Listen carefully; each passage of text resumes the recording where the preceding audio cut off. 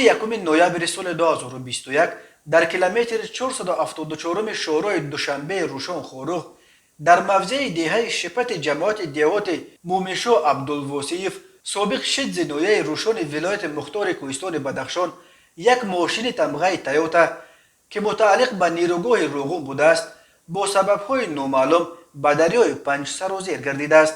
کمیته اولتای فوق‌العاده تاجیکستان خبر داد که در نتیجه این صدمه راننده با 3 مسافرش به هلاکت رسیدند.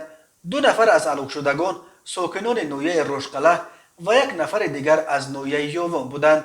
راههای ولایت مختار کوهستان بدخشان به دلیل ریلیف مرکب کوهستان این منطقه از لحاظ صدمه ها راههای خطرناک به شمار می روند. هر سال در بدخشان دهها صدمه های مرگاور روی می دهند. در عموم هر سال بر اثر صدمه ها در راههای تاجیکستان صدها نفر هلاک یا مجروح می شوند. از جمله سال 2020 بر اثر صدمه ها در راههای تاجیکستان 375 نفر به هلاکت رسیده، بیش از 1200 نفر معیوب شدند. در نیمه اول سال 2021 در راههای تاجیکستان 151 نفر در صدمه های نقلیاتی جان باختند.